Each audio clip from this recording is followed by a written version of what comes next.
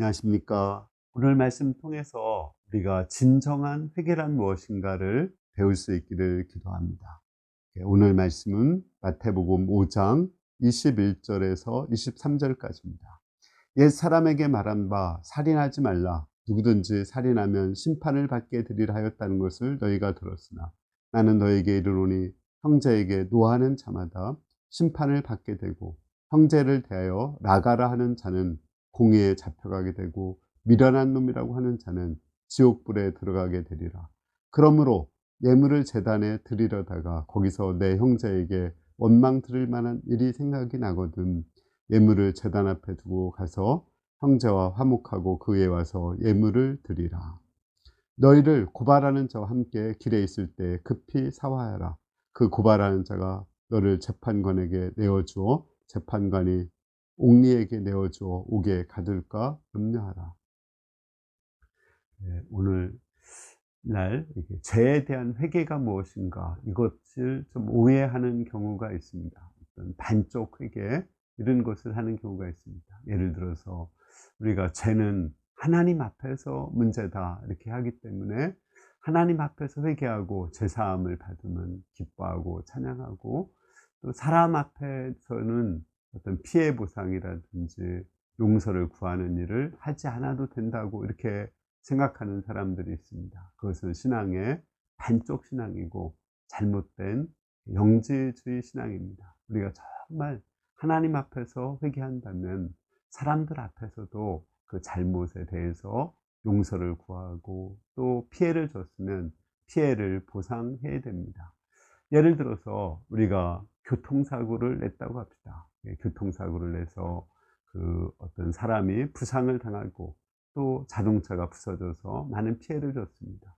그럼 보험 처리를 해가지고 그것에 대해서 충분한 보상을 해줘야 됩니다. 그리고 또 하나님 앞에 나가서 회개하고 하나님을 통해 하나님 앞에서 죄사함을 받아야 됩니다. 이 두 가지를 같이 해야 되는 것입니다. 하나님 앞에서 뭐 회개하고 그 자동차 피해를 받은 자동차 주인에게 보상을 하지 않는다면 그것은 정말 악한 것이 되는 거죠. 또 있을 수가 없는 것입니다. 이러한 문제를 잘 다룬 것이 밀양이라는 영화라고 생각됩니다. 그 밀양이라는 영화에 보면은 어린아이를 납치해서 결국은 죽인 그런 살인범이 나옵니다. 그가 예수님 믿고 죄사함 받고 그 성령을 받고 기쁨을 누렸습니다. 피해자의 어머니가 면회를 왔거든요.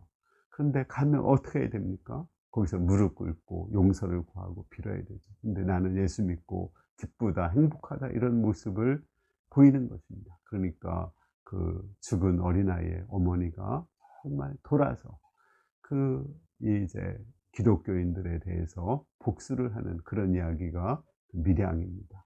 정말 그 하나님 앞에서 죄를 회개했다면 그 어머니 앞에서 무릎을 꿇고 회개하고 또 죽은 아이를 살릴 수는 없으니까 평생 빚진 자의 심정으로 살아야 되는 것입니다.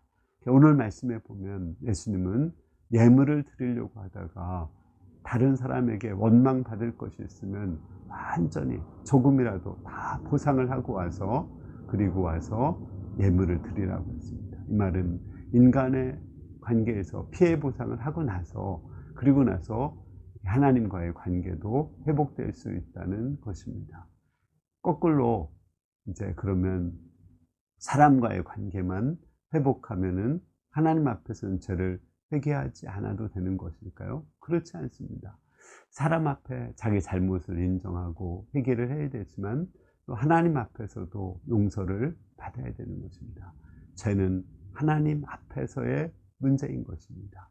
하나님께 죄를 지은 것이고 그 죄에 대해서 심판을 받고 지옥에 가게 되는 것입니다. 따라서 우리는 하나님 앞에서 먼저 용서받고 회개하고 또 그 사람들에게 가서 피해 보상을 해야 됩니다. 그리고 하나님께 예배를 드릴 때 그것이 온전한 회개가 되는 것입니다. 우리가 반쪽 회개를 하지 말고 온전한 회개를 할 수 있기를 기도합니다. 온전한 회개란 하나님 앞에서도 정말 죄를 자복하고 회개하고 용서함 받는 것이고 사람 앞에 가서도 충분히 피해 보상하고 또 그 사람에게 가서 잘못했다고 용서를 구하고 또 그런 죄인된 마음으로 용서를 구하는 마음으로 평생을 살아가는 것입니다. 우리가 온전한 회개를 할 수 있기를 기도합니다. 감사합니다.